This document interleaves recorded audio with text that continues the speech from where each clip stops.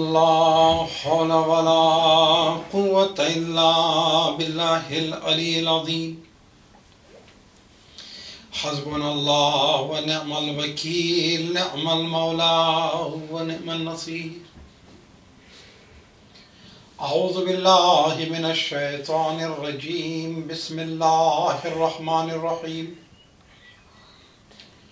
الحمد لله رب العالمين والصلاة والسلام على أشرف الأنبياء والمرسلين رحمة للعالمين الرسول المسدد المصطفى الأمجد المحمود الأحمد أبي القاسم اللهم صل على محمد وآل محمد وآله الطيبين الطاهرين المعصومين المظلومين المنتجبين أما بعد فقد قال الله تبارك وتعالى في كتابه الحكيم وفرقانه الحميد وقوله الحق بسم الله الرحمن الرحيم إن الصلاة تنهى عن الفحشاء والمنكر صلوات اللهم صل على محمد وآل محمد.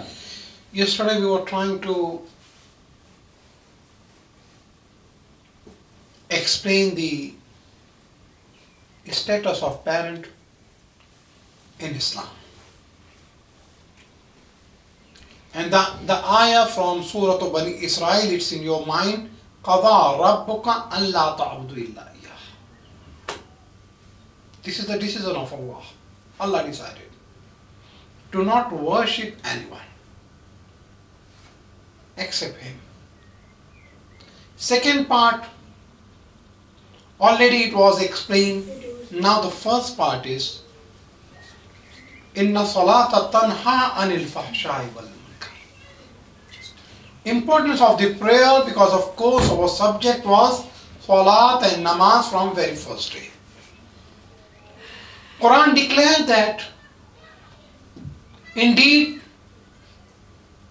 this regular prayer, namaz, salat, restrain from shameful activity and munkarat, the forbidden thing. But issue is that there are the 95 places in the Quran Majid where Allah talk about the aqimu salat, establish the prayer. You can't find anywhere in the Quran Majid where Quran said iqra'u salat, read your prayer, say your prayer. Every time Quran said establish the prayer. Reading and saying is different from establishment of the prayer. Now about the establishment of the prayer, one person he asked from our sixth Imam, Imam Jafar as-Sadiq alayhi salatu Allahumma salli ala Muhammad wa ali Muhammad. Can you explain me what the meaning of the establishment of the prayer? Of course we are aware of the establishment of the system and the other terminology related to establishment. But what is the meaning of that? Imam said the meaning of aqimu salat means every next prayer should be the better than the previous one. Wow. That is the establish. If you offered your asr today, your maghrib should be the better one. Now there is another issue. Mawla, how come one can improve his prayer? So that the meaning of the establishment of the prayer, how one can improve his prayer. Our salat is not improved.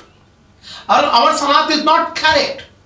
Our salat is not in the proper format of the prayer.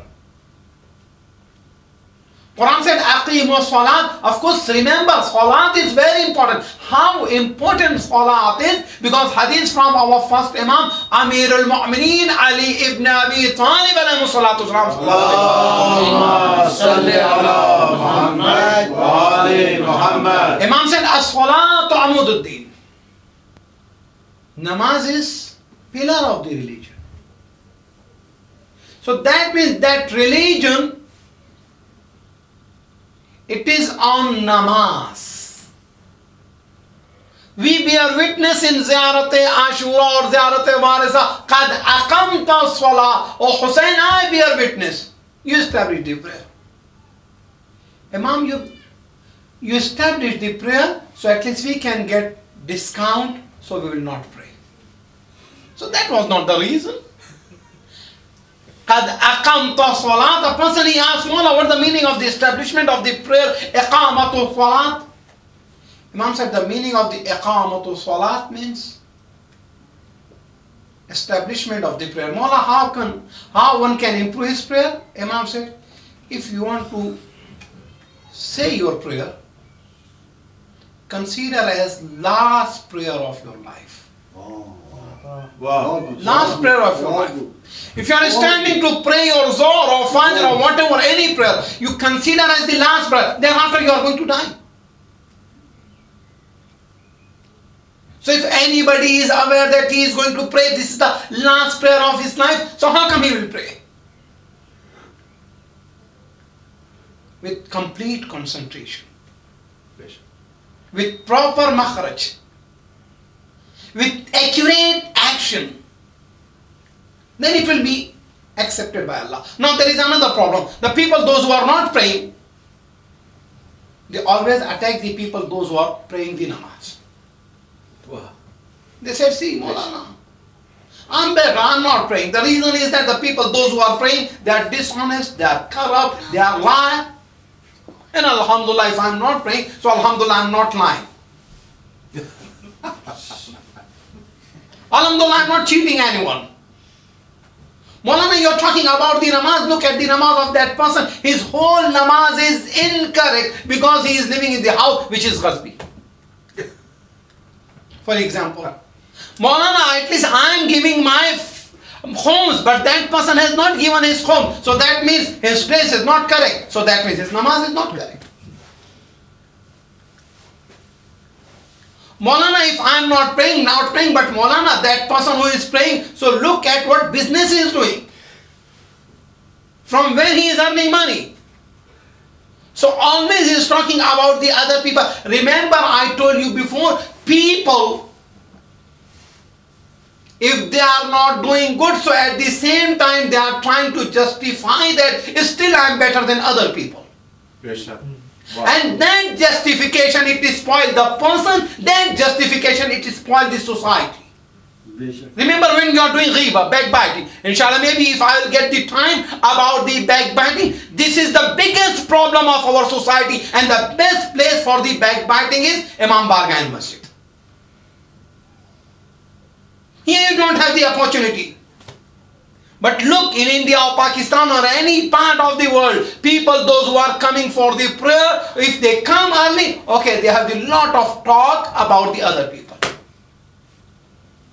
Once finished the prayer, again they started abusing people. Why? Because if they know that, see, through this channel, Allah will be happy with them. Astaghfirullah. Billah.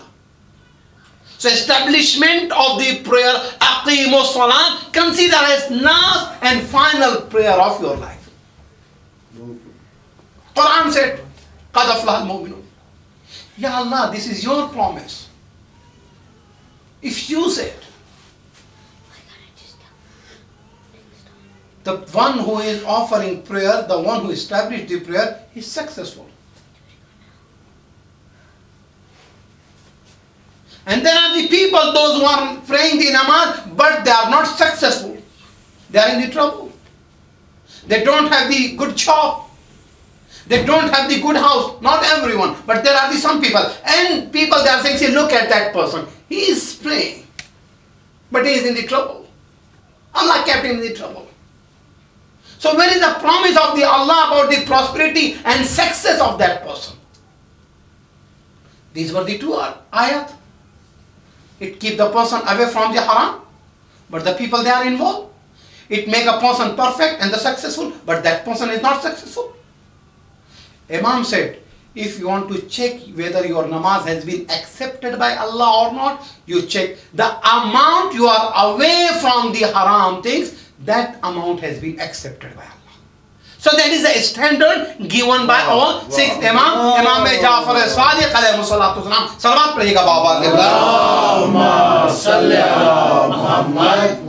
The average, the amount you are successful in your spiritual life, remember, spiritual life, that amount of your namaz has been accepted. Now the issue of your acceptance of salat. Hadith from our first Imam, Amirul Mu'minin, Ali ibn Abi Talib alayhi salatu wasalam. Salawat Muhammad. Namaz is pillar of the religion. In qabilat, qabila ma siwa.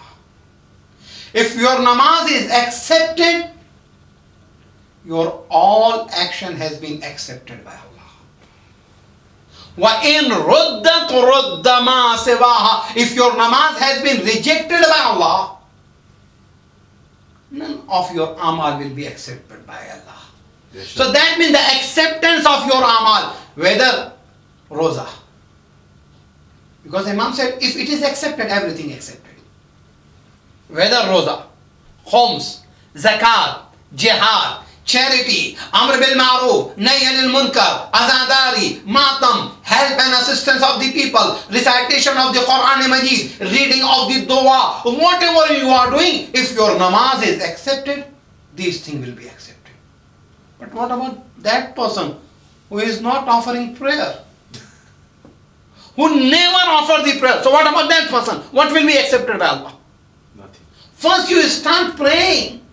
Now the another issue related to the namaz and about the importance of the namaz. Remember, hadith from our sixth Imam, Imam Jafar as-Sadiq alayhi salatu wasalam. Allahumma salli ala Muhammad wa ali Muhammad. See, if someone is not offering his fajr, only first prayer of the day, fajr,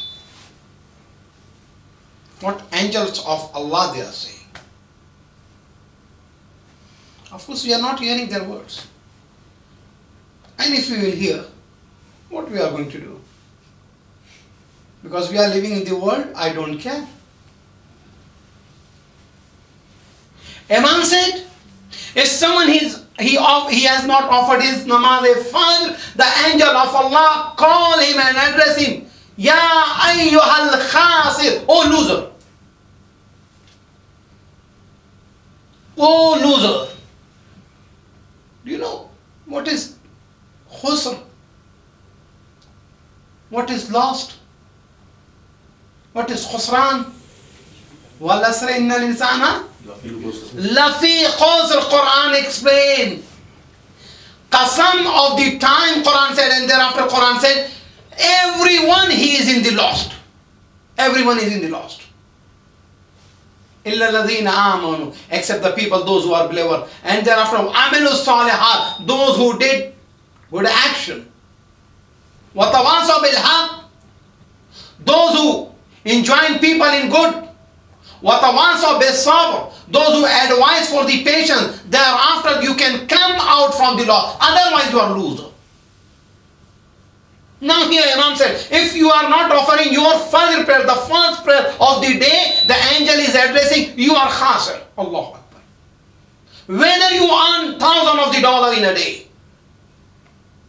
Why I am saying $1,000 in a day? Because one person, he went to our sixth Imam, Imam Jafar as-Sadiq alayhi salatu wasalam.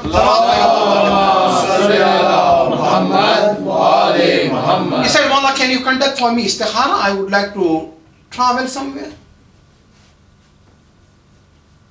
Remember that concept of the istikhara, it was given by Rasulullah and Ahlul Bayt alayhi salatu wasalam. He came and he said, Mawla, can you do istikhara for me? Imam did. Imam said, it's not in your favor, do not travel. See, people sometimes while they are doing istikhara, actually they don't want to take the permission from Allah, or this is not one kind of the consultation. Actually their aim and objective is that just to endorse their action. They want endorsement from the Allah. How come? Because sometimes people, for one thing, they conducted istikhara was not good. They said, okay Maulana, can you do another istikhara? Can you do another istikhara? Suppose if someone he brought the Firoza, he said, Maulana, can you do istikhara? Of course, for Aqiqah and Firoza, you don't need. It is recommended to wear. Okay, it's not good. Maulana, there is another niyat for it. Before it, niyat was that to wear this Firoza in this finger? No, in this finger. Okay. Istikhara was not good. Maulana, no problem. One another istikhara. Okay, in the left hand. Okay, not good. Again. Why? Because see, actually Maulana, you are saying if you want to, if something was not good and you want to change, so if situation has been changed, so you can do it. So situation was changed because that finger was different. No, brother. Actually, you want to take the endorsement from the Allah. That person, he said, Maula, can you do istikhara? Remember, istikhara was done by the Imam of the time and it was not good. But he was there like me and like you. He traveled. And he returned from his journey and according to him, he was successful. He brought a lot of money because he was trader. He came to Imam and he said, Maula, you remember that day I came to you and I requested for one istikhara? Imam said, yes. You are talking about it just few days back and they knows you from the beginning. But they know the world before the creation. Wow. He said, Maula, if you remember and istikhara was not good, look at that disobedient person. Wallah, I traveled and Alhamdulillah, it was very successful journey. I never brought such amount of the money. I brought lot of them. He was very happy. Excited. He was narrating the whole story with the excitement and what he brought. Imam said, what you brought you are talking about and what you lost you are not remembering. You must remember what you lost. He said, Maula, I don't lose anything. Imam said, of course you. Imam said, while you went over there, during your journey you passed from the city, from the town, your commodity was in the demand. You sold the whole commodity. Whole day you were busy in your work. At night you were very tired. And when you went to your bed, you were sleeping. When you got up in the morning, sun was already came out.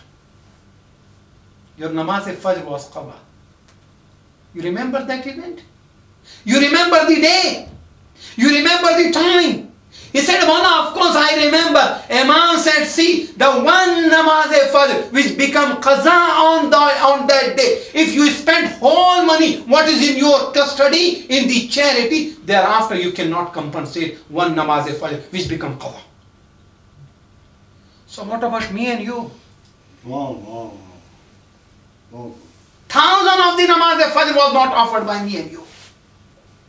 Imam said, you cannot compensate, you cannot get the sawab. What you missed by spending whole money. Now the another aspect of the importance, one part of the namaz. One part of the namaz. Remember, there are the ahadith about the importance of the salatul jama'at, namaz-e-jama'at. If there are two people in your house, one whose qaraat is better, one who is better in taqwa, he's supposed to lead the prayer.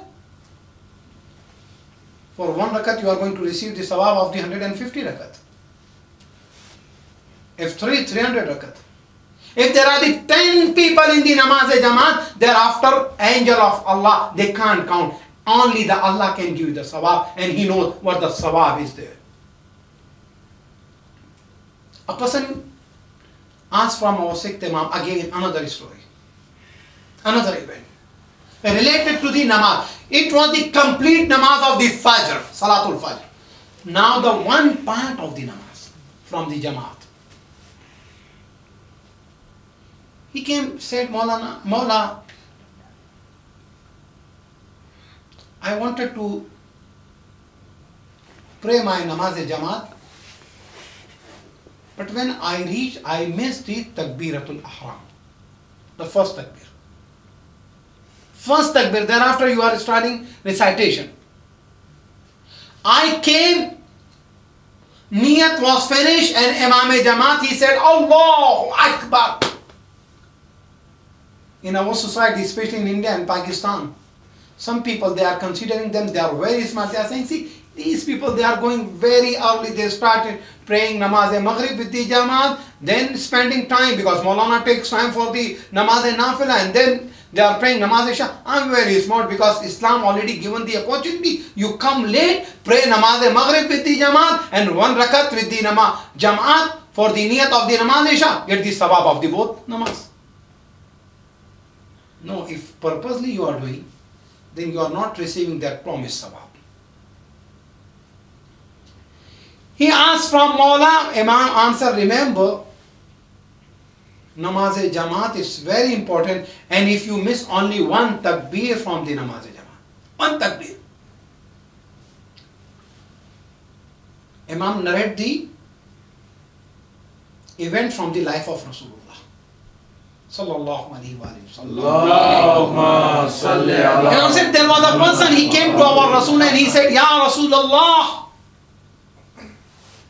I missed some part of the namaz-e-jamaat. So what I supposed to do, so at least I can get the sawab what I missed? Look at the niyat of that person. May Allah give you tawfiq to go for the Hajj and Umrah and Ziyarat, inshallah. And remember, here no one can say he has not a potentiality for the Hajj. Of course, if Hajj is wajib for you, do not delay for the next year. It's haram, and if someone died, this is a death of Yahudi and Isai.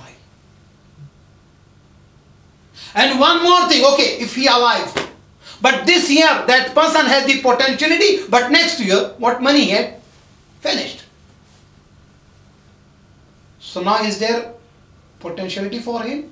Is there Hajj is wajib for him? Yes, still Hajj is wajib for him. Because on that year in 2010, Hajj was wajib for him. At that time, if it was not performed, whether you borrow the money, whether you do work, whether you work harder, whether you work for the few hours more, but you supposed to do, because still Hajj is wajib on you. Allah. I'm not going to talk about in the detail. Rasulullah, he came out, he was talking with that person. Outside the haram, you know that there are the mountain in the Makkah. And that mountain is Kohe Abu Qubays. The big mountain, there is no end for that. Kohe Abu Qubays. Rasulullah said, are you seeing that Kohe Abu Qubays? He said, yes, Ya Rasulullah. Rasulullah, he said, if that Kohe Abu Qubays, mountain of Abu Qubays, it become a gold, and it become gold, and thereafter it is owned by you, and if you spend whole in the charity, whole Kohe Abu Qubays, you are going to spend in the charity, you help the needy people. Thereafter, you will not get the sawab what you miss from just one takbir of the namaz-e-jamaat. So these are the importance of the namaz. If someone, he has not offered namaz as well, again the angel of Allah is calling him. Khasil, now he said Ghadir. Ghadir means Ghaddar. Disloyal. The one who is disloyal to the command of the Allah because not offering namaz at all. Third namaz-e-asr. If it was not offered by him. Then again he was called by the angel of Allah, and the angel of Allah called him, O Fajr, the one who commit the sin publicly, who has no care for Allah and Imam. If someone has not offered the Maghrib, only we are talking about the one day, not the 2 or 3 days and the whole life. If Maghrib was not offered by him, again the angel of Allah is calling him, O Kafir, astaghfirullah rabbi wa atubu ilayh. This was the 4th namaz of the day, and it was not offered by him, and the angel of Allah called him, O Kafir, and the last. But when namaz-e-isha was not offered by him, again angel of Allah is calling him. Now he is not calling him Kafir. Now he said, you don't have the Rabb, so you offered, because the Kafir also, they are worshipping their Allah, and you are not worshipping your Lord. एक मर्तबा मिलजुल कर सलवात पढ़ेगा बाबा से। मोहम्मद व आले मोहम्मद। इससे बेहतर और बुलंदतर सलवात पड़ेगा बाआवाज़ बुलंद। अल्लाहुम्मा सल्लि अला मोहम्मद व आले बिस्मिल्लाहिर्रहमानिर्रहीम। इन्नल्लाह यअमुरु बिल अद्ल वल इहसान व इताइ ज़िल कुर्बा व यनहा अनिल फ़हशाइ वल मुनकर वल बग़य यइज़ुकुम लअल्लकुम तज़क्करून। सलवात पढ़िए बाआवाज़ बुलंद। अल्लाहुम्मा सल्लि अला मोहम्मद व आले। तो बहुत सी चीज़ों के सिलसिले में मुझसे कहा भी गया और मैं कोशिश कर रहा हूँ कि बहुत सी चीज़ों को कवर करूँ, और जबकि मेरा मौजू जो मैं शुरू कर चुका हूँ वो तिश्ने तफसीर रह जाएगा, लेकिन एक चीज़ और भी कहता हुआ चलूँ। खुद वालिदैन के हवाले से जो गुफ्तगू हो रही थी, गर्चे आपके ख्याल में ये मुफस्सल गुफ्तगू हो गई, लेकिन एक मुख्तसर सी गुफ्तगू थी जो कल हुई है। अगर नतीजा निकल आए तो यकीनन तफसीली है, नतीजा ना निकले तो साल साल की कोशिशें बेकार। अब आइए मैं वापस चलाऊँ इसी नमाज के मौजू को और थोड़ा फैलाते हुए। सलवात पढ़ेगा बाआवाज़ बुलंद। अल्लाहुम्मा सल्लि अला मोहम्मद व आले मोहम्मद। अस्सलामु अलैकुम। खैर ममनून मक़दरदानी मिकरम के शुमा तशरीफ़ और इंशाअल्लाह खुदा अत्ताअत शुमारा इंशाअल्लाह बेपज़ीर इंशाअल्लाह। सलवात पढ़े बाआवाज़ बुलंद। अल्लाहुम्मा सल्लि अला मोहम्मद व आले मोहम्मद। बाज़ीज़ान गिरामी, मैं नमाज के उस हिस्से की तरफ आ रहा हूँ। पहला हिस्सा जो मैंने नमाज के ताल्लुक से बताया। अब आप ये देखिएगा कि एक नमाज उसकी कज़ा हुई तो क्या नतीजा, दो नमाजें कज़ा हुई, और जहां पूरी जिंदगी के अंदर सन्नाटा है उस जिंदगी का क्या होगा? नहीं अजीज़ान इकरामी, आप अंदाजा लगाएं, अपनी गलतियों का एतराफ इंसान को कामयाबी की तरफ ले जाता है, और अपनी गलतियों के ऊपर पर्दा डालना, अपनी गलतियों के ऊपर जिद करना इंसान को तबाह बर्बाद करता है। मैं समाज की बात नहीं करता, मैं सोसाइटी की बात नहीं करता। मसला यह है कि हमें अपने आप को अगर तबाही से बचाना है तो पहली चीज ये करनी होगी कि गलती करनी नहीं होगी, और अगर हो जाए तो गलती की इस्लाह फौरन करनी होगी। इसलिए कि एक गलती को अगर आप बचाने जाएंगे तो उस गलती के बाद उस पर दिफा करेंगे, डिफेंड करते रहेंगे, तो याद रखिएगा हश्र टोनी ब्लेयर का जो होगा, जिसके लिए आज पूरा मुल्क उसको बुरा भला कह रहा है, उसका हश्र बुश जैसा होगा। नहीं अजीजों, जब जिद पे आता है तो इंसान जिद करता चला जाता है। मैं उस बहस में नहीं जाना चाहता, मैं कोई पॉलिटिकल इशू पे गुफ्तगू भी नहीं करना चाहता, लेकिन सामने की कुछ मिसालें आपको समझाने के लिए। अब आइए वापस चलाओ। एक नौजवान है, ईरान यूनिवर्सिटी में पढ़ता था, उसके बारे में आगाए मोहसिन कराती बहुत बड़े मुफस्सिर कुरान हैं, वो लिखते हैं कि यह नौजवान पाबंदी से नमाज फजर पढ़ता था। नमाज फजर पढ़ने वाला पाता है क्या होता है? सुबह का वक्त है क्या? सुबह की अहमियत कितनी? पांचवें इमाम मोहम्मद बाकिर अलैहिस्सलाम से सलवात पढ़िएगा बाबा। पूछने वाले ने पूछा, मौला बताइए सुबह का वक्त दिन में या रात में? इमाम ने कहा ना दिन का हिस्सा ना रात का हिस्सा, ये जन्नत के वक्तों में से एक वक्त है। वाह वाह, जन्नत के वक्तों में से एक वक्त है। जब जन्नत के वक्तों में से एक वक्त है तो इस वक्त को खोया क्यों जाए? और इतना ही नहीं बल्कि नमाज फजर के बाद इमाम का दस्तूर ये था, इमाम तो वजीफे करते लेकिन घर के बच्चे गुलाम छोटे बड़े सबको बिठा के रखते थे, और उसके बाद कहते थे जो कुरान पढ़ सकता है वो कुरान पढ़े, जो तस्बीह पढ़ सकता है तस्बीह पढ़े, जो जिक्र कर सकता है जिक्र करे, जो छोटे बच्चे कुछ नहीं कर सकते वो अल्लाह अकबर कहते रहे लेकिन बेदार रहे। ये फजर का वक्त पांचवें इमाम ने फरमाया जन्नत के वक्तों में से एक वक्त है। फिर इमाम ने फरमाया कुछ इस तरह से कि यही वो वक्त है जहां बीमार को आराम मिलता है, जहां बेचैन को सुकून मिलता है, जहां जो तकलीफ में होता है उसे राहत मिलती है। ये जन्नत के औकात में से है, तुम उसे इताअत में खर्च कर दो। अच्छा, और आगे बढ़कर कहूंगा, अल्लामा इकबाल का वो शेर तो आपको याद होगा कि वो अज़ां जिससे लरसता है शबिस्ताने वजूद, होती है एक बंदे मोमिन की अज़ा से पैदा। वो सहर जिससे लरसता है शबिस्तान वजूद, ये सहर जो फजर का वक्त। नहीं, और आगे बढ़ के कहूं, जोश मलियाबादी ने बड़ी अच्छी बात कही। अजीजों, मारिफत इलाही के लिए बेहतरीन वक्त है नमाज फजर का वक्त, खुदा को पहचानने का। किस हद तक? कहते हैं जोश कि हम ऐसे अहले नजर को सबूत हक के लिए, हम ऐसे अहले नजर को सबूत हक के लिए, अगर रसूल ना आते तो सुबह काफी थी। यानी सुबह अपने आप में रिसालत का फरीज़ा अंजाम दे रही है। वाह वाह वाह, कि इंसान की हानि बन जाती है।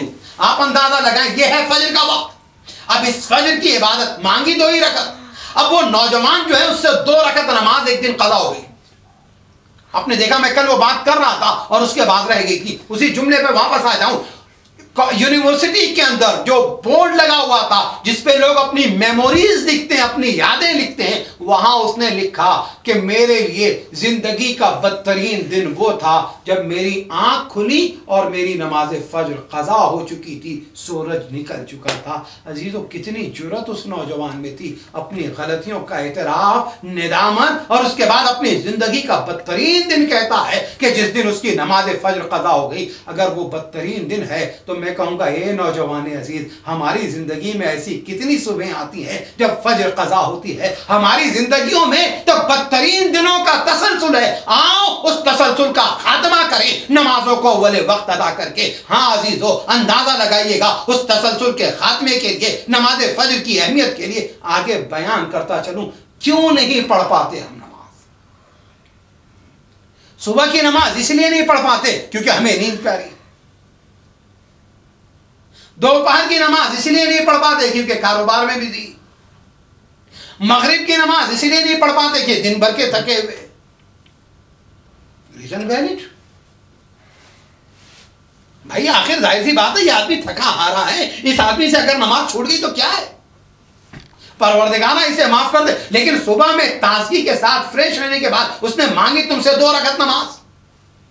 आइए मैं आपको बताता चलूं, नमाज पढ़ने में रुकावट इसलिए है क्योंकि हमें खुदा से इश्क नहीं है। इन मजलिसों के जरिए से उसी इश्क को पैदा करने की कोशिश की जाती है। वाह वाह, इसलिए कि हुसैन खुदा का सबसे बड़ा आशिक, बेशक ऐसा आशिक कायनात में देखोगे। हमारे इश्क का आलम यह है, हम ये कहते हैं माबूद तुझसे मोहब्बत है, लेकिन इस मोहब्बत का तकाजा ये, हमारी दुआएं देखिए ना। मुहसिन कह रहा था कि खाने का बाद 300 मांगे, खुदा कादिर मुतलक है। ये कहां से? किसी एक साहब से एक मर्तबा कहा किसी बंदे मोमिन ने, देखो भाई तुम अगर एक दुआ, फरिश्ता आ गए, जैसे आपने अलादीन के चिराग के सिलसिले में बहुत सी कहानियां सुन रखी। आया एक साहब के पास पहुंच गया, दरवेश सिफत या एक फरिश्ता पहुंच गया बकौले नाक़िल। अब पहुंचा, उसके बाद उसने कहा देखो तुम्हारी कोई एक दुआ कबूल होगी। क्या भाई, मेरा तो मसला 3 है, मेरी आंखें नहीं, मैं चाहता हूं आंखों की बीनाई आ जाए। मेरे घर में गुर्बत है, मैं चाहता हूं मेरे घर में पैसा आ जाए। मेरे बेटे की शादी को अरसा हो गया है और औलाद नहीं, मैं चाहता हूं कि मुझे पोता हो जाए। का एक मांगो तो मिलेगी, 3 नहीं। हमारा खुदा तो ऐसा है नहीं। लेकिन वो आदमी स्मार्ट हिसाब किताब लगा, अच्छा एक ही जुमले में दुआ होनी चाहिए। उसने कहा परवरदिगारा, मैं अपने घर के आंगन में अपने पोते को सोने के चमचे से खाता हुआ देखना चाहता हूं। मैं अपने घर के आंगन में अपने पोते को सोने के चमचे से खाता हुआ देखना चाहता हूं। बस देखेगा तो आंख भी मांग लिया, सोने का चमचा होने का मतलब ये दौलत भी मांग ली, पोता भी मांग लिया। एक जुमले में हो गया ना सब कुछ। सलवात पढ़े बाबा से बुलंद। अच्छा बहरहाल आप खुश नहीं हुए थे इसीलिए पढ़ी, फीकी सी सलवात पढ़ी, मीठी सी पढ़िए। सलवात पढ़े बाबा से बुलंद। याद रखें, सलवात मीठी पढ़ने से डायबिटीज का कोई खतरा नहीं रहता, बल्कि डायबिटीज का खतरा खत्म हो जाता है।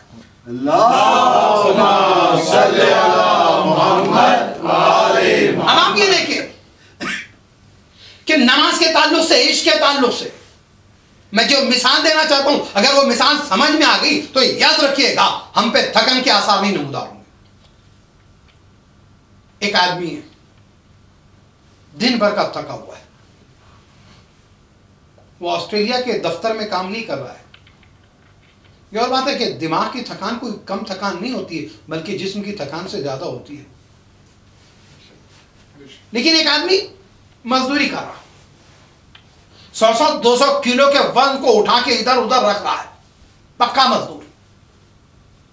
शाम को जब घर आता है तो जिस्म की ये दुर्गत बन चुकी होती कि घर में दाखिल होता है तो गिरता पड़ता दाखिल होता। गिरा कुर्सी पे जाके, बीवी ने लाके मुंह तक चाय लगा दी, फिर उसके बाद जो है, और रिवायती किस्म का अगर हिंदुस्तानी पाकिस्तानी शौहर हो तो फिर क्या कहने। अच्छा, रिवायती किस्म का शौहर तो यहीं पर एक चीज और भी कहते हैं, हमारे हिंदुस्तान और पाकिस्तान के अंदर, मैं मौजू मियाँ बीवी के ताल्लुक से बहुत ज्यादा गुफ्तगू नहीं, बस एक दो जुमले, हम सब की ये ख्वाहिश होती है कि हमारी बीवी इताअत गुजार हो।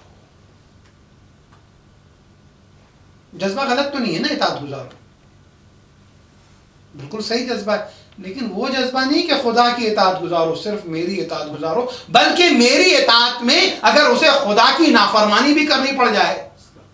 बहुत भाई ऐसे कई मसले हमारे सामने है, मौलाना क्या करें, शादी से पहले तो हम हिजाब भी करते थे, शादी से पहले तो हम पाबंदी से नमाज भी पढ़ते थे, शादी से पहले तो हम अपना चेहरा भी कवर करते थे, लेकिन मसला यह है कि शरीयत ने हमें हुक्म दिया, शौहर की इताअत का मजबूर है, शौहर की इताअत की वजह से पर्दा उतार दिया। वाह, सही है। अल्लाह अकबर, ये कहां से शौहर की इताअत है? कल का जुमला याद रहे कि खुदा की मासियत में किसी भी बंदे की इताअत नहीं हो सकती है। बाजीजों, वो शौहर को समझाए, शौहर को बताए हिजाब इतनी अहम तरीन चीज है। बस दो जुमले कहूंगा। पहली चीज तो ये कि रसूल है, मस्जिद नबवी है, नबी खुतबा दे रहे हैं और उसके बाद नबी अपने खुतबे में इरशाद फरमा रहे हैं, सवाल कर रहे हैं कि बताओ औरत के लिए सबसे बेहतरीन चीज क्या है? वो नबी जो सवालात के जवाब दिया करता था, आज सवाल उम्मत से कर रहा है। बैठा हुआ मजमा खामोश था, कोई जवाब नहीं दे पाया कि औरत के लिए क्या बेहतरीन चीज है। सलमान फारसी मस्जिद से निकले, दरे जनाबे सैयदा पर आए, दक्कुल बात किया, बीबी मेरा सलाम कबूल कीजिए, और उसके बाद एक सवाल लेकर आया हूं। रसूल ने यह सवाल किया, बताइए इसका जवाब क्या है? अंदर से जवाब आया, सलमान जाके कह दो, जाके कह दो, मेरे बाबा से कह दो कि औरत के लिए बेहतरीन शय यह है कि नामहरम उसे न देखे, वो नामहरम को न देखे। बाजीजो, यहां पर मुज्तहिदीन के मौजूदा हालात की बुनियाद के ऊपर चेहरे के हिजाब के ताल्लुक से मुख्तलिफ फतवे हैं, लेकिन इस बात पे सबका इत्तेफाक है कि सर ढका रहना चाहिए, इस बात पे सबका इत्तेफाक है कि हाथ ढका रहना चाहिए, इस बात पर सबका इत्तेफाक है कि गर्दन ढकी रहनी चाहिए, इस बात पे ये इत्तेफाक है कि जिस्म ढका रहना चाहिए, इस पे तो सबका इत्तेफाक है। चेहरे में इख्तलाफ पाया जाता है। अजीजान ग्रामी, आप अंदाजा लगाइएगा, जिन जिन वेस्टर्न कंट्रीज के अंदर हिजाब पर पाबंदी लगाई गई है, तो पाबंदी लगाने में उन्होंने दलील ये भी दी है कि इतनी बड़ी तादाद मुसलमानों की है और उस तादाद में 2%, 3% या 5% हिजाब करते हैं, मेजोरिटी नहीं करती है, लिहाजा हिजाब पर हम पाबंदी लगा रहे हैं। आप देखें हर जगह उन्होंने यही दलील दी। लेकिन आइए, तो नबी के पास आए सलमान, सलमान ने जवाब दिया और रसूलुल्लाह ने कहा, यह जवाब कहां से लेके आ रहे हैं? ये जवाब कहां से लेके आ रहे हो? कहा शहजादी से जवाब मिला है। कहा ये फातिमा नहीं जवाब देंगी तो और कौन देगा, क्योंकि फातिमा तो बज़तुम मिन्नी, फातिमा मेरा टुकड़ा है, रसालत का टुकड़ा, ये फातिमा ही जवाब दे सकती। एक मंजिल तो ये। दूसरी मंजिल देखिए, आप देखें खुदावंद ताला की नमाज, औरत घर में पढ़ रही, अकेली पढ़ रही, कोई नामहरम नहीं, मजमा नहीं है, बाजार नहीं है, कोई उसे देख भी नहीं रहा, और फिर वो खालिक है, वो तो सब जानता है ना। उसके सामने क्या जरूरत थी कि सर भी ढका रहता? क्या जरूरत थी कि चादर भी पड़ी होती? क्या जरूरत थी कि आस्तीन यहां तक होती? कहा नहीं, खुदावंदे ताला ने यह पसंद नहीं किया कि उसकी मखलूका, उसकी कनीज जब उसकी बारगाह में आए नमाज के लिए तो बेहिजाब आए। भाई एक जुमला कहने दीजिएगा, जो पूरे वजूद का खालिक और उसके असरार से वाकिफ था, जब वो ये पसंद नहीं करता कि उसकी बारगाह में तन्हाई में भी इबादत के लिए आए तो बेहिजाब आए, वो कैसे पसंद करेगा कि इन दरिंदों और वहशियों के मजमे में उसकी कनीजा बेहिजाब चली जाए? कतई तौर पे नहीं पसंद करेगा। और यही वजह है कि खुदावंदे ताला ने जब हमें हुक्म दिया कुरान मजीद में, तो मर्दों को भी हिजाब का हुक्म दिया, औरतों को भी हिजाब का हुक्म दिया। बाजीजों, मर्दों से कहा अपनी निगाहें नीची रखना, औरतों से कहा अपने सर को ढांक के रखना, अपने सीने को ढांक के रखना। बाजीदा निगरानी, बहुत सी औरतें जो नमाज पढ़ रही हैं वो नमाज नहीं हो रही है क्योंकि प्रॉपर हिजाब नहीं। उन नमाजों का क्या होगा? शरई मसला है ना भाई। अगर प्रॉपर हिजाब के साथ वो नमाज नहीं हुई, इतनी आस्तीन खुली हुई थी, उन तमाम नमाजों को फिर से पढ़ना पड़ेगा। अल्लाह अकबर, जो पढ़ नहीं रहे हो तो आप फायदे में, जो पढ़ रहे हैं उनके लिए बड़ी मुसीबत है। इससे बेहतर है कि ना पढ़ी जाए। नहीं ऐसी तो पढ़ी तो जाए, लेकिन जिस तरीके से खुदावंद ताला चाह रहा है उस तरीके से नमाज पढ़ी जाए। अच्छा, हिजाब कितना है आप अंदाजा लगाएं। मजलिस में हमारी जगह कहा जाता है कि शाहजादी, आपका जनाजा रात के अंधेरे में उठा, सर पीट पीट के बीवियां रोती हैं और कहती हैं अल्लाह अकबर, मेरी शाहजादी जनाबे ज़ैनब की चादर छीन ली। उनकी चादर किसने छीनी थी? उनकी चादर का मातम करने वाली बीवियों, अरे तुम जरा अगर ज़ैनब का मातम कर रही हो, ज़ैनब की मजलूमियत पे रो रही हो, ज़ैनब आपसे मुतमईन हो जाएंगी, अज़ा कबूल कर लेंगी। जो कल तक चादर नहीं कर रही थी, चादर करके सर पे चादर रख के आए अज़ादारी के लिए, और उसके बाद ये अहद करके जाए बीबी अब मैं कभी बगैर चादर बाहर नहीं निकलूं। बहुत खूब, बहुत खूब। अब मसला अजीब व गरीब, हमारी जिंदगी निफाक से भरपूर, बहुत सख्त जुमला, लेकिन हकीकत यही है। मैं 91 में ईरान से पहली मरतबा जब फारिग होके हिंदुस्तान आया, तो हिंदुस्तान के एक बहुत बड़े शहर में, मैं बड़ी एहतियात से नकल करता हूँ, शहर वहर नहीं, ताकि कहीं ना कहीं पहुंच जाए कोई। हिंदुस्तान के एक बहुत बड़े शहर में मरकजी अशरा वहां पढ़ रहा था, और उसके बाद हुआ यह था कि उस बस्ती के अंदर, नहीं आप देखिएगा शर्म हया की बात है, बेहिजाब नहीं औरतें थी। हाँ, ये कि चेहरे वाला हिजाब नहीं, लेकिन इसके सर के ऊपर स्कार्फ, उन ख्वातीन की बात कर रहा हूँ। वहाँ उस शहर में वाक़ई उलमा का बड़ा एहतराम। आलम यह था कि अगर हम मस्जिद से या अपनी क़यामगाह से निकलते थे, तो सामने से अगर वो औरतें आ रही हों, खैर हमारी तो नज़रें झुकी होंगी आपकी, लेकिन उन औरतों का आलम यह था कि वो रास्ता वहाँ से नहीं गुजरती थी, आसपास की जो बिल्डिंग्स होती थी उसके अंदर चली जाएँ, ताकि आलिम वहाँ से गुजर जाए। बड़ी अच्छी बात है, एहतराम है। लेकिन फिर मैंने अर्ज़ ये किया कि हिजाब सिर्फ उलमा से करने के लिए नहीं है, हिजाब तमाम लोगों से करने के लिए है। और फिर उसके बाद याद रखें, जब तमाम लोगों से करने के लिए है, तो यह ख्याल किया जाए कि बाजार में निकलते वक्त औरत किस तरह निकले। आप शरई मसला मौजूद है जो जीनत का मौजू है। बस क्यों हिजाब वाजिब है? अच्छा, चेहरे का हिजाब नहीं है बाज़ मुज्तहिदीन के नज़दीक, लेकिन जो मसाइल इस वक्त है उसकी बुनियाद पर चेहरे का भी हिजाब हो जाएगा। भाई औरत निकल तो रही है, लेकिन वो चेहरे का जो उसने हाल कर रखा है, बारिश ना हो कि जिसके बाद बिगड़ जाए, किसी वजह से वुजू ना करना पड़ जाए बाहर। तो अगर ऐसी सूरत हाल होगी तो आप अंदाजा लगाइए कि नामहरमों को खुद दावत दी जा रही है अपनी तरफ देखने की। याद रखिएगा, कई गुनाह होते हैं जब बेहिजाब औरत जाती है। बेहिजाब निकलती है तो खुदा के फरिश्ते उस पर लानत भेजते हैं, और अगर उसकी बेहिजाबी में शौहर या बाप या भाई शरीक होता है, तो जितने उसमें शरीक होते हैं वो तमाम के तमाम उस गुनाह में शरीक होने के से लानत के मुस्तहिक हो जाते हैं। एक बाहिजाब औरत कितनों के जन्नत में जाने का सबब बनती है, और एक बेहिजाब औरत कितनों के जहन्नम में जाने का सबब बनती है। अगर वो बाहिजाब निकली तो वो बाप के जन्नत में जाने का सबब, वो बाहिजाब निकली तो भाई के जन्नत में जाने का सबब, वो बाहिजाब निकली तो शौहर के जन्नत में जाने का सबब, वो बाहिजाब निकली तो बेटे के जन्नत में जाने का सबब। लेकिन वो बेहिजाब निकली तो ये तो घर वाले तो जहन्नम में जा रहे, लेकिन रास्ते भर जिन जिन लोगों की निगाहें गलत उस पर पड़ी और उसके बाद वो गुनाह में शरीक हुए या उनसे गुनाह हुआ, तो उन तमाम के गुनाह की जिम्मेदार होगी। तो वो गुनहगार अपने गुनाहों की सजा पाएंगे या अपने गुनाह की भी सजा पाएगी, और उस गुनहगारों की जो लंबी फहरिस्त है उन सब के गुनाहों की भी सजा ये पाएगी। मामूली बात नहीं है ये बेहिजाबी, मामूली बात नहीं है। अजीजान ग्रामी, याद रखिएगा, हमारी एक निगाह गलत,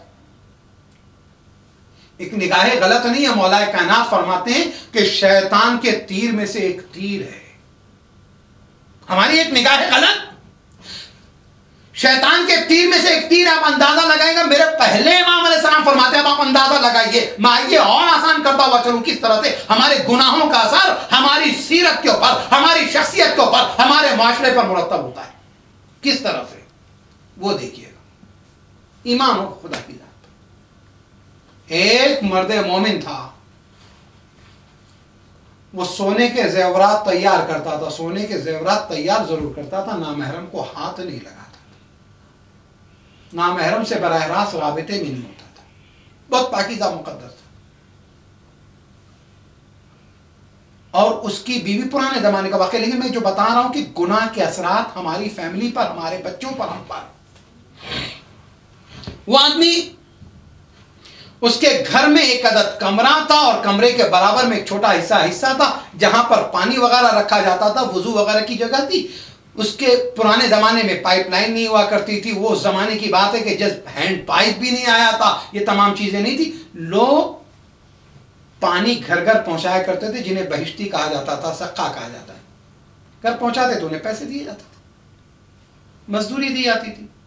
उसकी गैर मौजूदगी में एक आदमी जो है वो पानी पहुंचाया करता था। यह औरत अपने कमरे की तरफ पूरे हिजाब के साथ चली जाती थी, वो आता था, पानी अंदर उसके बर्तन में डालता था, सर झुका के आता था, सर झुका के चला जाता था। कभी उसने घर के उस दूसरे हिस्से को नहीं देखा कि जिस हिस्से के अंदर वो औरत रहती थी। लेकिन हाँ, एक दिन उसका सुनार शौहर जब शाम को आता है घर पर, तो बीवी ने दरवाजे पर रोक लिया। उसने कहा, आज तुमने वो कौन सा गुनाह किया बता दो। कहा, मैंने कोई गुनाह नहीं किया। कहा, तुम्हें खुदा की कसम है, गौर करो, तुमने कोई बहुत बड़ा गुनाह किया है। कहा, मुझसे कोई गुनाह हुआ नहीं। कहा, जब तक तुम अपने गुनाह का एतराफ नहीं कर लोगे, मैं तुम्हें घर में नहीं आने दूंगी। अजीजों, दीदार सोसाइटी होती है तो बीवी ये सवाल करती है, और दीदार नहीं होती है तो बीवी ये सवाल करती है कि मैं उस वक्त तक घर में नहीं आने दूंगी जब तक कि मैंने तुमसे जो मांगा था वो नहीं लेकर आओगे। डायमंड लेकर आओ, गोल्ड लेकर आओ, जरूरत की चीजें लेकर आओ। अजीजों, ये तमाम चीजें वो औरत मांगती है, मुतालबात करती है। मुतालबा करने का उसे हक है, लेकिन किसी दिन औरत आने वाले शौहर से कहे कि आ रहे हो, घर में दीन लेकर आना, घर में तकवा लेकर आना, घर में ज़ुहद लेकर आना, घर में इल्म दीन लेकर आना, घर में पाकीज़गी लेकर आना, घर में रिज़ाए अहले बैत लेकर आना, घर में विलायत अहले बैत लेकर आना। सलावत पढ़े बावाज़े अल्लाहुम्मा सल्ली अला मुहम्मद व आले मौलाना सलवात नारे हैदरी, नारे हैदरी, एक नारे सलावत। मौलाना,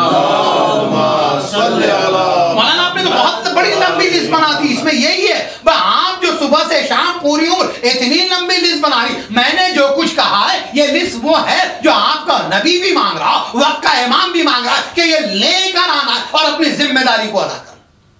हाँ जी, दो रोक लिया, जब तक नहीं एतराफ करोगे। बहुत गौर किया, बहुत गौर किया, तो उसे याद आया, बेगम आज मेरी दुकान के ऊपर एक औरत चूड़ियां खरीदने के लिए आई थी, मैंने उसको चूड़ी अपने हाथ से पहना दी। उसके हाथों पर नजर पड़ी, मैंने अपने हाथ से पहना दी, और पहनाते वक्त कुछ देर के लिए उसकी कलाई पर अपनी गिरफ्त को मजबूत रखा। लेकिन उसी वक्त जो शैतान ने वसवसा किया था, मुझे याद आ गया, ये मैं गुनाह कर रहा हूं, हराम कर रहा हूं, अल्लाह मुझसे नाराज हो जाएगा। कि जैसे ये एहसास आया, इस्तिग़फ़ार करते हुए मैंने उस गिरफ्त को छोड़ दिया। हमारे नजदीक ये बहुत छोटी बात होगी हमारे समाज के एतबार से, लेकिन जो अपने नफ्स का तज़किया कर चुका उसके लिए बहुत बड़ी बात है। उसने अपने हाथ की गिरफ्त को ढीला कर लिया, इस्तिग़फ़ार कर लिया, कहा बस मैंने इतना गुनाह किया और कुछ नहीं किया। बीवी ने कहा, अगर आज तुम ये ना करते तो उसकी मुझे ये कीमत नहीं देनी पड़ती। कहा क्या हुआ? कहा वो पानी पहुंचाने वाला आदमी जो सर झुका के आता था, सर झुका के जाता था, जिसने कभी कमरे की तरफ कोई निगाहें गलत नहीं डाली थी, लेकिन आज जब पानी भर के वापस जाने लगा, एक तरफ कमरे की तरफ निगाह डाली, चंद कदम आगे बढ़ा, और बढ़ने के बाद उसने मेरी कलाई पे हाथ रख दिया था। मैं कांप गई, मैंने कहा ये तू क्या कर रहा है? कहरे खुदा आज नाजिल होगा, हम दोनों जलकर खाक हो जाएंगे। कहा मैंने ये कहा, उसने गिरफ्त ढीली कर दी, लेकिन मैं ये सोच रही थी ये मुमकिन ही नहीं, जो अब तक आता था बगैर किसी गुनाह के जुर्म के चला जाता था, आज उसकी जुर्रत कैसे हुई? यकीनन तुमसे कोई गलती हुई है। अजीजों, अगर मर्द अपनी जगह मुहासबा कर लेगा, औरत अपनी जगह मुहासबा कर लेगी, बेटा अपनी जगह मुहासबा कर लेगा, बेटी अपनी जगह मुहासबा कर लेगी, तो याद रखिएगा ये मुआशरे के, सोसाइटी के फसाद खुद ब खुद खत्म होकर रह जाएंगे। सलावत पढ़िएगा। अल्लाहुम्मा सल्ली अला मुहम्मद व आले मुहम्मद। मरतबा इससे बेहतर अब बुलंदतर सलवात पढ़ेगा बाबा। अल्लाहुम्मा सल्ली अला मुहम्मद व आले मुहम्मद। एक सवाल आता है, वेस्टर्न कंट्रीज में रहते हैं, कहते हैं मौलाना हम बहुत ही अजीब सिचुएशन होती है मौलाना, आपको ये सिचुएशन फेस नहीं करनी पड़ती, हम ऑफिस में होते हैं। वो बात वहीं रहेगी, आगे बढ़ेगी, लेकिन अब थोड़ी हिजाब की आ गई तो हम ऑफिस में रहते हैं, हमें जॉब करना पड़ता है, हमारी ऑफिस के अंदर मर्द भी होते हैं औरत भी होते हैं। प्रैक्टिकलिटी को समझा करें। मौलवी लोग तो बॉडम होते हैं, अकल होती ही नहीं है। ये क्या समझे? आप कभी बाजार में निकले, आपने कभी दफ्तर में जॉब की? ठीक है, तो इंशाल्लाह कल से मैं आपके साथ का क्या है क्या, अगर हाथ मिलाने के लिए वो हाथ बढ़ा और अगर हम ना मिलाएं तो वो बहुत बुरा फील करती है। हमें इस मुआशरे में बहुत गिरा हुआ, बहुत छोटी कैटेगरी का शुमार किया जाता है। सामने वाला अच्छा महसूस नहीं करता। मैंने कहा ठीक यही है। मैंने कहा जी, मैंने कहा अगर यही बात है तो याद रखिएगा कि जब आप हाथ मिलाते हैं तो जो इस बात को बुरा महसूस करता है वो आपका भी खालिक है, इसका भी खालिक है। वाह वाह। या तो आप इसकी निगाह में गिर जाइए या उसकी निगाह में गिर जाइए, बल्कि खालिक ने कायदा बताया, अगर तुम हमारी निगाह में उठोगे तो हम वादा कर लेते हैं तुमसे कि हम तुम्हें किसी की निगाह में गिरने नहीं देंगे, लेकिन अगर तुम हमारी निगाह में गिर गए तो याद रखो फिर किसी निगाह में उठने भी नहीं देंगे। बेशक किसी निगाह में तुम नहीं उठ सकोगे। आप बताइए, मैं ऐसे मसाइल सामने देखें। याद रखिएगा, वेस्टर्न कंट्रीज के अंदर भी वो लोग के जो मजहब के वफादार होते हैं, अगर उन्होंने मजहब की लॉजिक समझा दी तो इज्जत बढ़ती है, घटती नहीं है। ऐसी हजारों मिसालें मौजूद हैं। बेशक। उसकी वजह, क्योंकि सोसाइटी देखती है कि जो आदमी दीन के मामले में कंप्रोमाइज कर सकता है वो किसी भी मसले पे कंप्रोमाइज कर सकता है। सुन लीजिएगा, क्योंकि आपके दफ्तर में, ऑफिस में, कॉलेज में, यूनिवर्सिटी में ये सोचेंगे ये आदमी अगर दीन के मामले में कंप्रोमाइज कर सकता है तो हर मामले में कर सकता है, ये हमारा लॉयल नहीं होगा। लेकिन आपकी लॉयलिटी का टेस्ट होता है कि दीन के मसले में कितना लॉयल है। मैं आपको बताता चलूं, विक्टोरिया में मुस्लिम यूथ के लीडरशिप स्किल को डेवलप करने के हिसाब से एक ट्रेनिंग चल रही थी। 16 विक्टोरिया के यूथ थे, 8 ओवरसीज के लाए गए थे, टोटल 24 बना था। उनमें हमारी कम्युनिटी से एक नौजवान, रजा गुलानी उसका नाम है, खुदा उस बच्चे की तौफीकात में इजाफा करे। आप देखें, दीन देखिएगा, दीन की रूह देखिएगा। बाकी इराकी और दूसरी कम्युनिटीज के भी एक आध लड़के थे और लड़कियां थी। पहली चीज तो इसने पहले दिन से यह वाजे कर दिया था कि वो किस मसलक पे। उस सिलसिले में सबसे ज्यादा पॉपुलर, सबसे ज्यादा मोहतरम, यहां तक कि जब वो ग्रेजुएशन सेरेमनी हुई है और उसके बाद लोगों को उनके अवार्ड और सर्टिफिकेट दिए जा रहे हैं, तो उस दिन उसने, क्योंकि उसे जब पता चला कि वो सर्टिफिकेट देने के लिए जो आ रहा है वो मर्द नहीं बल्कि आने वाली औरत है, हाथ मिला नहीं सकते, हाथ मिला नहीं सकते। इसने पहले से कह दिया कि देखें मैं हाथ नहीं मिला सकता, वो औरत है, मैं नहीं मिलाऊंगा, या तो इंतजाम करें कि कोई मर्द हो उसके हाथ से मिलूंगा। दीन से जुड़ता है तो आदमी इतनी हिम्मत आ जाती है। उसने ये बात की। उस प्रोग्राम में हम सभी लोग गए हुए थे, हमने ये देखा वो 23 लोग जो आए थे उसमें कुछ लड़के थे, कुछ लड़कियां थी। लड़कियां थी, उन्होंने साथ खड़े हुए मर्दों से हाथ मिलाए, और ये मुस्लिम लड़कियां जो हिजाब और इस्काफ के साथ आई थी, और ये मुस्लिम लड़के जो उस औरत से हाथ मिला रहे थे तो आसिफ जरदारी की तरह, याद होगा ना आपको सारा फिर, तो जिनके साथ हाथ मिलाने के बाद हाथ छोड़ ही नहीं रहे थे, नहीं ज्यादा सवाब पाने के लिए कर रहे थे। अब आप ये देखिएगा कि इन्होंने हाथ पकड़ा है और उसके बाद उनमें ऐसे भी बात थे जो लंबी दाढ़ी वाले, बड़ी मुकद्दस किस्म के, लेकिन उसके बाद हाथ मिला रहे थे। जब इसका नाम लिया गया और उसके बाद उसने जाके मर्द से लिया और उससे हाथ मिलाया, औरत थी तो उसको पता था, इसने यूं इस तरह से झुककर इशारा किया, उसने भी इस तरह से ग्रीट किया। मैं आपको बताऊं कि इससे पहले वो लोग कि जो दीन की नाफरमानी कर रहे थे, एक आध हाथ तालियों के बजे होंगे, लेकिन जब इस तरह का अमल दोनों तरफ से हुआ था, वो हाथ तालियों से गूंज गूंज रहा था गड़गड़ाहट से, यानी चारों तरफ से उसे पजीराई मिल रही थी। यकीन मानिएगा ये तो दुनिया में पजीराई मिल रही थी, आखिरत में कितनी बड़ी पजीराई का वो नौजवान मुस्तहिक हो गया, क्योंकि उसने इताअत खुदा की थी। आखिरी बात ज़हमत तमाम करने जा रहा हूं, मसला ये है कि आप बता दीजिए कि आपके दीन में ये हराम है, नहीं कर सकता हूं, और औरत के एहतराम में ये रखा गया, तो यकीनन ऐसी सिचुएशंस आई हैं, हमने बताया है, दूसरों ने बताया और लोगों ने उसकी बड़ी कदरदानी की। आखिरी बात कहना चाहता हूं, इंसान अगर दीन से मोहब्बत करने लगे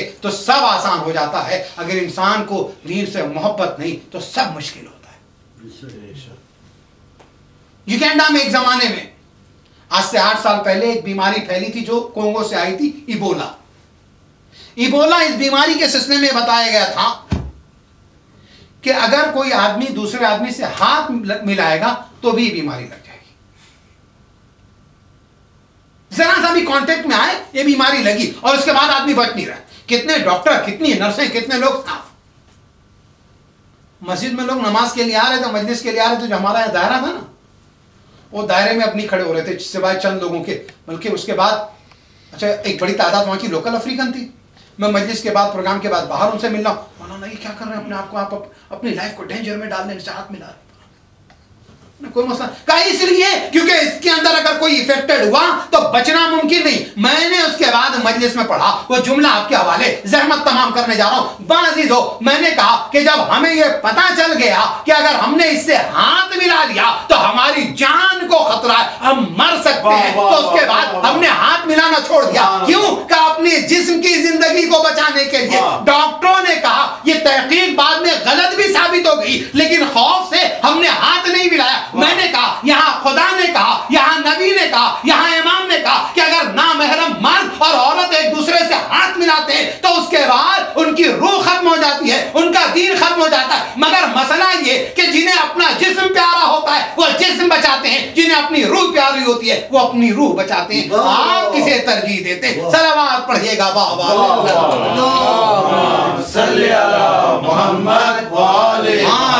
ग्रामी, करबला रूह से प्यार करने वालों की मंजिल है। करबला में रूह और आखिरत से प्यार करने वाले 72 साल के हबीब और 57 साल के हुसैन और 32 साल के अब्बास नहीं है, 6 माह का असगर भी है, 13 साल का कासिम है। क्या दीन से मोहब्बत का, दीन बचाने के लिए अगर सब कुछ देना पड़ जाए तो दे दो, लेकिन दीन को बचा लो। इसलिए कि करबला में जो जाके कुर्बान हो रहे थे, ये हुसैन पर नहीं, ये दीन पर कुर्बान हो रहे थे, क्योंकि करबला में हुसैन ही तो दीन थे। हाँ अजीजों, हजरत कासिम, माँ ने कह दिया, इलाल अपने आप को अपने चचा पर कुर्बान कर देना, अपने बाबा की तरफ से फिदिया बन जाना। कासिम आए, कहा चचा जान मुझे मैदान में जाने की इजाजत दीजिए। हुसैन कहते हैं, लाल तुम मेरे भाई की निशानी हो, जब जब मैं अपने भाई की ज़ियारत करना चाहता था तो तुम्हें देख लेता था। ए भाई की निशानी कासिम, कैसे मैं तुम्हें मैदान में जाने की इजाजत दे सकता हूँ? कासिम को इजाजत नहीं मिली। कासिम खैमे में आए और सर झुका के बैठ गए, रो रहे हैं। माँ ने कहा, लाल मैंने तो तुम्हें इजाजत लेने के लिए भेजा था, मैदान में जाने के लिए भेजा था। अम्मा गया तो था, लेकिन चचा जान इजाजत नहीं देते। बाजीजो, एक बार ये ख्याल आया कि बाबा ने वक्त आखिर मेरे बाजू पे एक तावीज बांधा था। कहा था, कासिम जब कोई मुसीबत हो तो इस तावीज को खोल लेना। बाजीजो, माशाल्लाह भी सल्लमों से आपने अंग्रेजी में मसाहिब में सुना, वो तावीज खोला, ये तावीज नहीं था, ये इजाजतनामा था। वो खुश हुए, दौड़े हुए आए, कहा चचा जान अब मुझे मैदान में जाने से आप नहीं रोकेंगे। कहा क्या बात है मेरे लाल? कहा मैं अपने बाबा की तरफ से इजाजतनामा लाया। हुसैन ने कहा, तहरीर मुझे दो। आंखों से लगाया, बोसा दिया। अब जो पढ़ा, भाई का जमाना याद आया, वह कासिम को गले लगा के रोने लगे।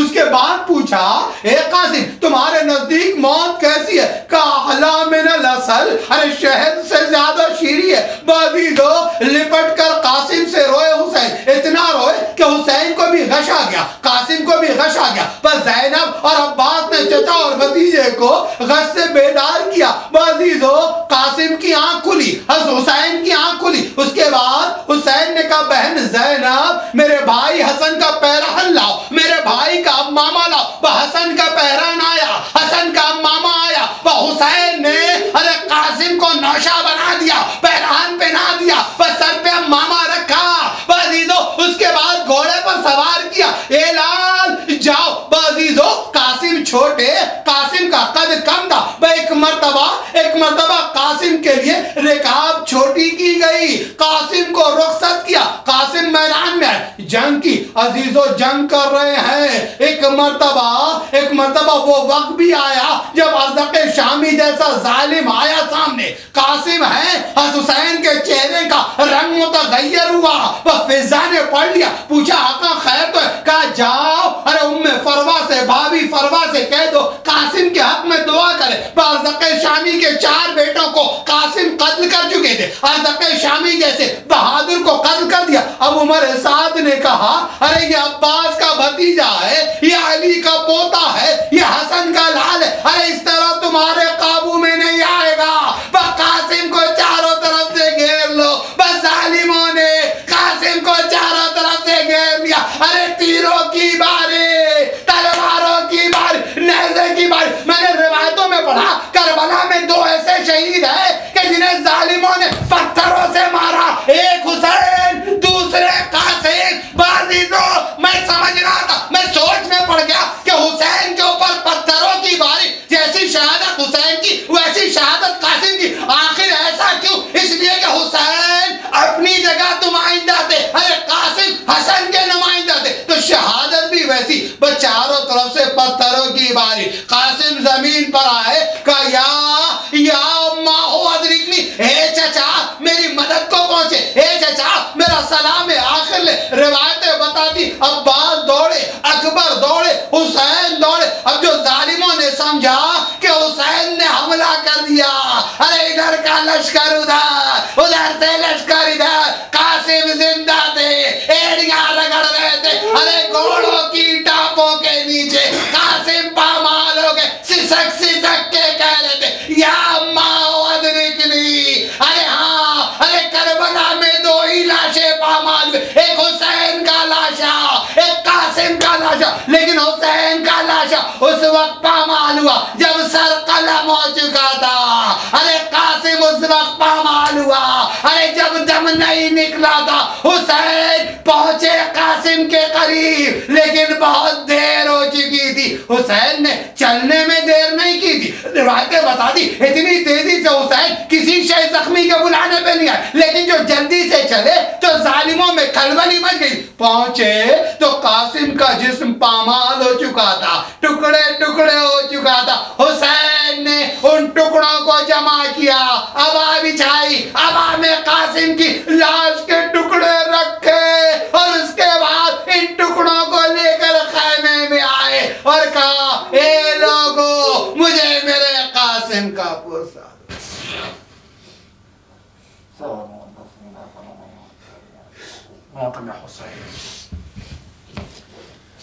Ya Hussein. Ya Hussein. Ya